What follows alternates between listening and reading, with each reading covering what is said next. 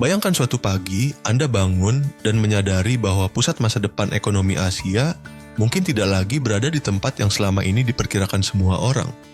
Bukan Singapura, bahkan bukan hanya Cina, tetapi Indonesia, sebuah negara yang dulu sering dipandang sebelah mata oleh investor, kini tiba-tiba menarik miliaran dolar investasi dalam bentuk pabrik, infrastruktur, dan proyek industri. Hampir tanpa suara. Dan inilah bagian yang mengejutkan. Saat sebagian besar dunia sibuk dengan konflik global, inflasi, dan perlambatan ekonomi, Indonesia diam-diam membangun sesuatu yang sangat besar di balik layar. Koridor industri, pelabuhan raksasa, kereta cepat, rantai pasok kendaraan listrik, bahkan kota-kota baru. Sekarang modal asing mulai mengalir deras. Dan hari ini kita akan membahas mengapa langkah diam-diam Indonesia ini mulai mengubah peta investasi Asia itu sendiri. Jika Anda menonton sampai akhir, Anda akan memahami mengapa investor global mulai melihat Indonesia bukan hanya sebagai negara berkembang, tetapi sebagai salah satu pusat ekonomi paling strategis untuk dekade mendatang. Sebelum kita lanjut, jika Anda menyukai konten tentang ekonomi global, infrastruktur, dan kebangkitan ekonomi Asia, jangan lupa subscribe, like video ini, dan aktifkan lonceng notifikasi. Kami sedang berusaha mencapai 10.000 subscriber sebelum akhir bulan, dan dukungan Anda sangat berarti untuk perkembangan channel ini. Assalamualaikum dan selamat datang kembali. Selama puluhan tahun, ketika orang membicarakan kekuatan ekonomi Asia, nama-nama yang selalu mendominasi adalah Cina, Jepang, Korea Selatan, dan Singapura. Indonesia sering dianggap sebagai raksasa yang sedang tidur. Negara dengan potensi besar, tetapi selalu dianggap tertinggal dan belum mampu menentukan arah masa depannya sendiri. Tetapi sekarang sesuatu telah berubah, dan investor global menyadarinya lebih cepat daripada banyak orang biasa. Karena Indonesia tidak lagi menunggu pembangunan terjadi secara alami. Indonesia kini secara aktif mendesain ulang geografi ekonominya. Mari kita mulai dengan satu pertanyaan penting. Mengapa modal asing tiba-tiba mengalir ke Indonesia dalam skala yang sangat besar? Jawabannya dimulai dari infrastruktur.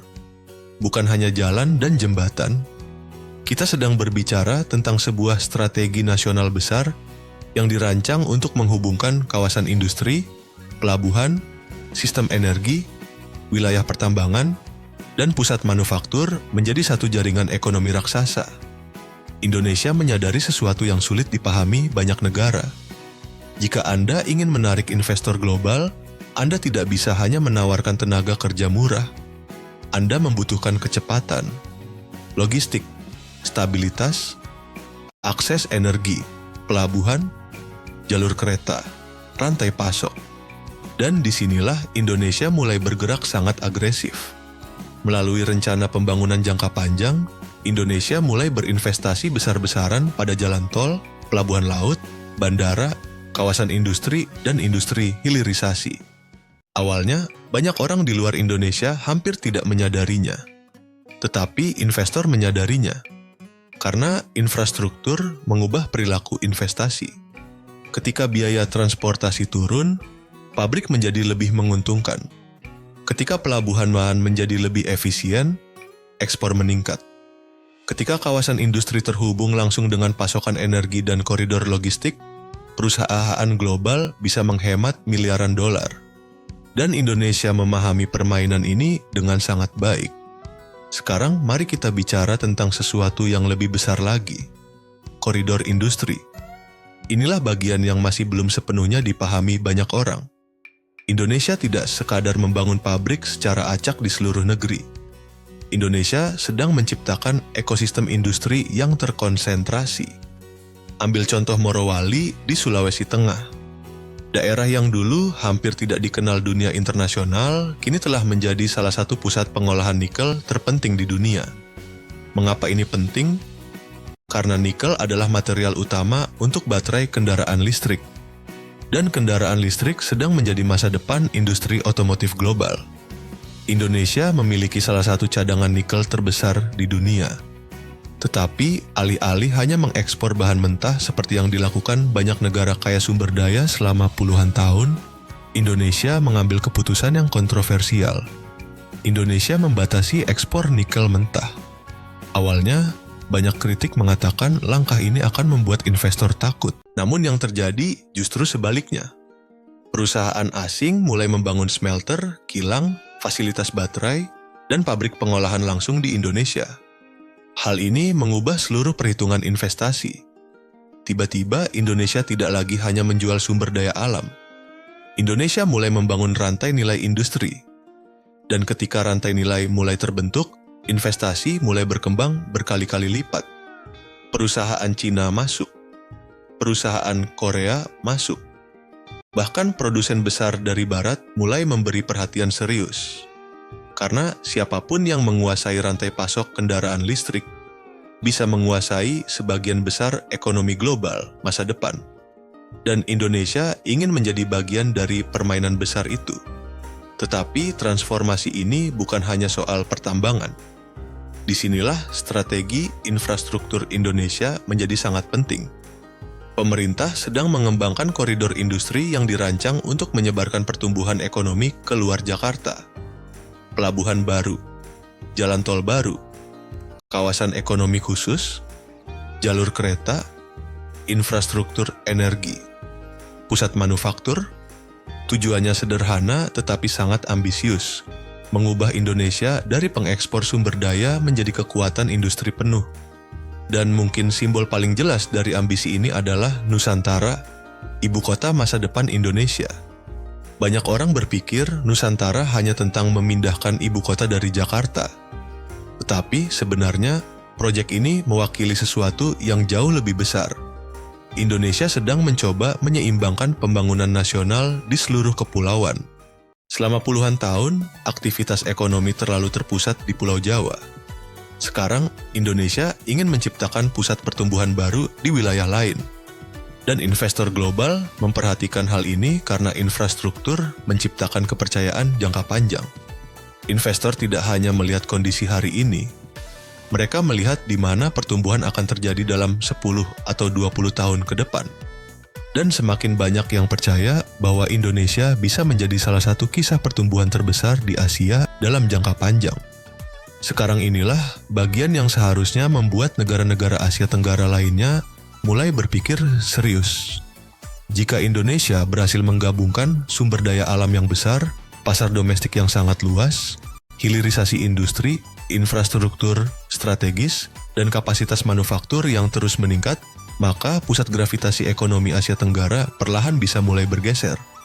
Bukan dalam semalam, tetapi secara bertahap. Dan ini bukan hanya berdampak pada Indonesia. Ini memengaruhi persaingan regional. Malaysia, Thailand, Vietnam, Singapura. Semua negara di kawasan kini bersaing memperebutkan arus investasi asing yang sama. Dan Indonesia semakin sulit untuk diabaikan, terutama karena skala sangat penting. Indonesia memiliki lebih dari 270 juta penduduk. Artinya tenaga kerja yang sangat besar, pasar konsumen yang sangat besar, dan permintaan jangka panjang yang luar biasa besar. Bagi perusahaan global, kombinasi itu sangat menarik. Karena mereka tidak hanya berinvestasi untuk mengekspor dari Indonesia. Mereka juga berinvestasi untuk menjual langsung kepada masyarakat Indonesia sendiri. Dan itu menciptakan siklus ekonomi yang sangat kuat. Pabrik menciptakan lapangan kerja.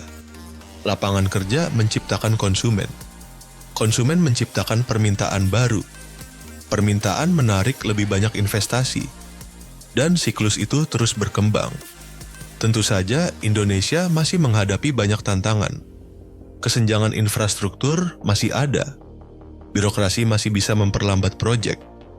Masalah lingkungan masih menjadi isu serius di beberapa sektor industri. Dan ketimpangan antar wilayah masih menjadi tantangan besar. Namun di balik semua tantangan itu, satu hal semakin jelas. Indonesia sedang bergerak dengan ambisi industri jangka panjang. Dan dunia mulai menyadarinya. Inilah alasan mengapa modal asing diam-diam mengalir ke koridor industri Indonesia.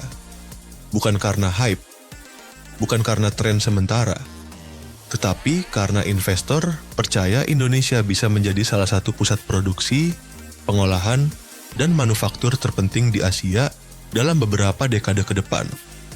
Dan jika itu terjadi, maka peta ekonomi Asia sendiri bisa mulai berubah. Negara-negara yang paling diuntungkan di era pertumbuhan global berikutnya mungkin bukan hanya negara yang paling kaya hari ini, tetapi negara yang sedang membangun fondasi industri terkuat saat ini. Dan Indonesia sedang membangunnya dengan sangat cepat. Jika video ini memberi Anda perspektif baru tentang masa depan ekonomi Asia Tenggara, jangan lupa like video ini, bagikan kepada teman-teman Anda, dan subscribe untuk lebih banyak konten mendalam tentang infrastruktur, ekonomi global, dan kebangkitan kekuatan baru dunia. Karena masa depan tidak menunggu siapapun. Dan di suatu tempat di dalam koridor industri Indonesia, masa depan itu mungkin sedang dibangun